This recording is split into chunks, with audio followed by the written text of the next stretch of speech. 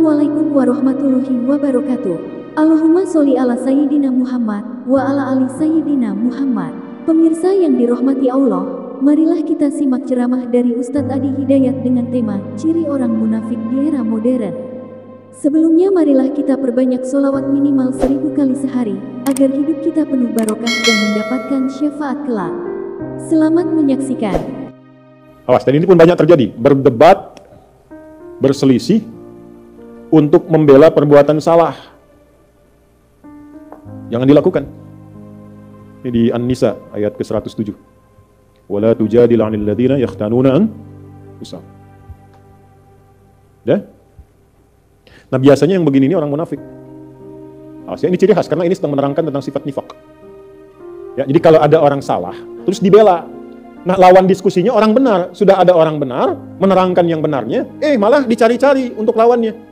Ya, dicari argumentasi supaya seakan-akan ini ada pembanding. Ini benar kok, benar dipertahankan. Itu sesuatu yang salah. Itu dilarang.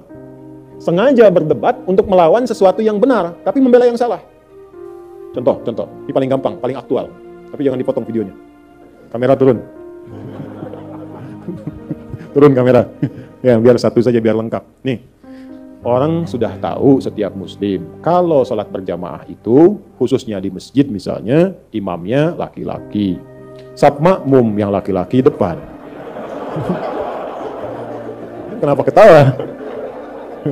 Perempuan di belakang.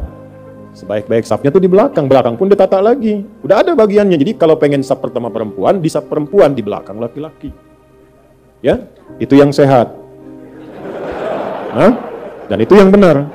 Karena yang ngajarkan Nabi. Kan gak mungkin melampaui Nabi. Nabi kan yang nyuruh. Bukan cuma disampaikan, sampai dipraktekkan, diukur oleh Nabi. Digaris begini, diatur. Abu Bakar sini, Utsman sini, Umar sini. Baris semua.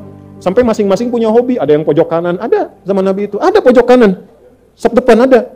Dan itu ditunggu oleh Nabi. Karena Nabi tahu. Nabi tahu. Itu ketahuannya saat meninggal. Karena Nabi komen, nungguin mana si fulan yang biasanya pojok kanan ini. Lihat gak ada. Ditunggu itu. Karena sudah waktu mau habis, maka dilakukan sholat. Lalu dicari ke rumahnya.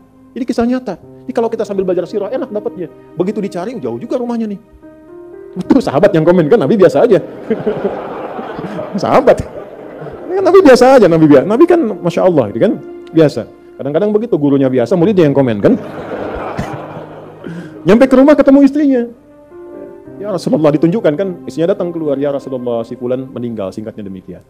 Sehingga nggak bisa berangkat untuk berjamaah. Masya Allah. Sampai husnul khatimahnya. Nabi cuma nanya gini, ada nggak kejadian yang aneh atau unik sebelum dia meninggal? Tuh, namanya Nabi kan? Nggak ada ya Rasulullah. Cuma dia berkata begini, ya Allah, kenapa nggak lebih jauh lagi? Katanya. Apalagi, ya Allah, kenapa bukan yang baru? Sahabat bingung. Nabi menerangkan. Baiklah, tahukah engkau ketika dia mengatakan, ya Allah, kenapa nggak lebih jauh lagi? Karena saat itu ditampakkan dalam sakaratul mautnya pahala dia yang berangkat ke masjid itu. Tampakkan. Makanya tenang. Nah, dampak dari situ dapat apa sampai surganya ditampakkan? Ditampakkan. Itulah panggilan yang membuat seseorang tenang saat sakaratul maut. Tenang, enak. Gitu. Ada yang sedang sholawat meninggal. Kemarin kayak Rifki itu. Ada yang di Saudi sedang ceramah begini, menyebut la ilaha illallah, meninggal. Ada yang sedang sholat, tapi tenang, enak mereka itu. Kenapa? Karena ditampakkan kebaikannya dan sesuai kebiasaannya. Itu yang dimaksud Quran surah ke-89 ayat 27 sampai 30. Ya ayyatuhan nafsul mutmainnah. Kenapa mutmainnah? Irji'i ila rabbika radiyatan mardiyah. Kenapa radiyatan mardiyah? Fadkhuli fi wadkhuli jannati. Nah, jannati itu ditampakkan. Sehingga dampak dari kegiatan kita itu ditampakkan hasilnya. Senang kita. Dalam senang itulah diambil nyawanya. Sehingga itu yang dimaksudkan lembut, tak terasa, enak pulang. Pulang tuh enak sebetulnya. Yang gak enak pulang tuh yang gak punya bekal. Kan kalau mudik enak kan? Yang gak enak mudik tuh yang gak punya bekal. Harusnya pulang itu enak. Tenang, pulang. Maka ditampakkan. Dan dia berkata dalam sakaratul maut, ya Allah, kenapa nggak lebih jauh lagi? Karena dia yakin kalau makin jauh makin banyak pahalanya. Atau datang ke sini yang dikira yang dekat saja. Lihatlah kita yang jauh-jauh. Kalau ikhlas karena Allah itu dinilai, teman-teman.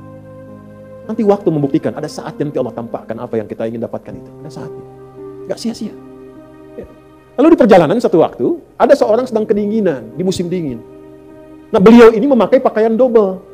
Yang baru yang di dalam, yang luar itu yang lama. Dibuka yang lama, yang luarnya dipakaikan ke situ. Maka ditampakkan bagian pahala kebaikannya. Maka keluar di lisannya, ya Allah, kenapa yang nggak baru saja ya? Menyesali dirinya, padahal menyesal dalam kebaikan. Kenapa yang enggak yang baru saja? Keluar itu. Maka itu tanda dari husnul khatimah. Ya. Tapi bab kita bukan di situ. Bab kita adalah Nabi tetap, walaupun sedramatis apapun, sesedih apapun, safnya tetap yang depan laki-laki. Laki-laki semua. Nah, perempuan di belakang. Sayyidah Aisyah ketika mulai ke masjid itu ngambil yang paling belakang itu.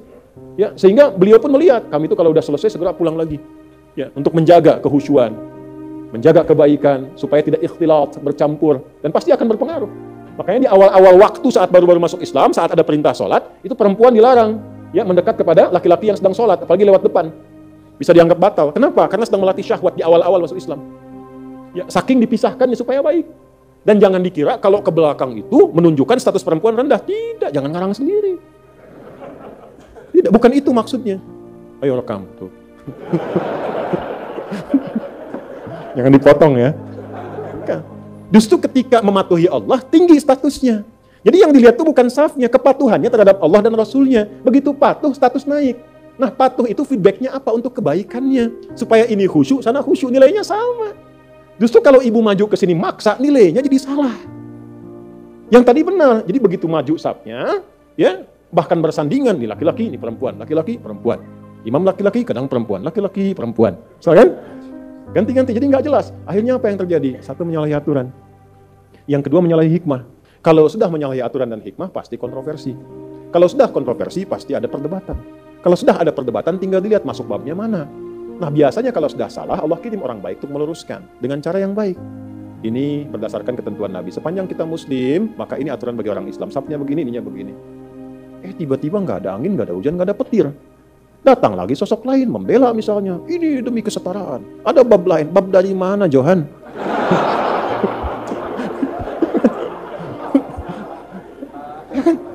Nah, ini tiba-tiba muncul. Tapi ini sudah dari Quran disampaikan. Akan ada isyarat begitu. Makanya jangan kaget kalau ada melihat di TV macam-macam. Kok membela, itu artinya Qurannya benar. Itu. Qurannya benar artinya. Akan ada terjadi demikian. Nah, kita yang sadar, yang sehat, jangan ikut-ikutan. Apakah mencela? Tidak juga. Kalau ada yang demikian, minimal kita doakan. Kalau punya kemampuan diluruskan sesuai dengan kewenangan yang Allah tetapkan. Ulama luruskan dengan ilmu. Ya, yang berwenang pemerintah tertibkan dengan aturan. Sehingga semua kompak menjaga kedamaian. Tapi tidak ada bab celaan, tidak ada bab hinaan. Itulah indahnya Islam. Ngajinya tuntaskan. Turun An-Nisa ayat 140. Itu kan akumulasinya. Ya, waqad nazzala 'alaikum fil kitabi an idza sami'tum ayatillahi yukfaru biha wa yustahza'u biha fala taq'udu ma'ahum hatta yakhudu fi haditsin ghairi innakum idzan mithluhum innallaha jami'ul munafiqina wal kafirina fi jahannam jami'a. Paham? Tidak. Nah,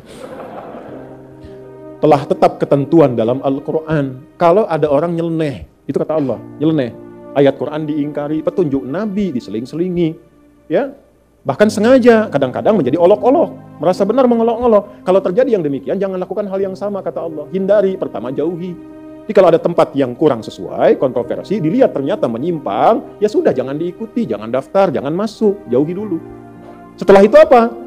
Ya, bahasa Qurannya indah, supaya kamu nggak terpengaruh. Dan kalaupun ada perdebatan yang seperti tadi, tinggalkan, jangan disimak. Dengar yang baik-baiknya, yang kontranya itu nggak usah disimak, buang-buang waktu. Akhirnya apa? Bikin sebal, malah keluarlah kata-kata yang kotor. Keluar itu. Apa kata Qurannya? Innakum idzam mithluhum. Kalau Anda juga mencela, ya sama aja Anda dengan mereka. Sama-sama tercela. Dan Islam tidak mengajarkan itu. Kita itu risalahnya kebaikan. Sekalipun mau lurus, dengan meluruskan dengan cara yang baik. Bukan dengan celaan. Seburuk-buruknya orang, kalau masih hidup itu punya peluang untuk jadi baik. Allah memberi peluang. Kenapa Anda yang bukan Tuhan menghambatnya? Maka minimal kita doakan. Minta kebaikan. Siapa tahu kan orang tumbuh itu dari lahir, dari tumbuh, sudah mendapati informasi itu. Ya kan? Yang bisa merubah itu doa kita, mohon kepada Allah. Allah yang berwenang untuk merubahnya. Jelas? Nah, adapun orang ini yang sengaja untuk berdebat, sengaja mempertahankan, kalau dia tidak tobat, maka dikelompokkan oleh Al-Quran ke dalam golongan munafik. Jadi orang munafik itu ciri khasnya senang-senang mendebat yang benar-benar. Membawa sesuatu yang penting kontroversi saja. Tidak. Kalau dia mengaku muslim, maka yang seperti itu pun kita hindari. Jelas di sini? Jadi nggak usah repot-repot direspon. Respon lagi, sehingga banyak status jadi nggak berkembang. Ujungnya apa? Cuma perdebatan, nggak ada isinya. Paham?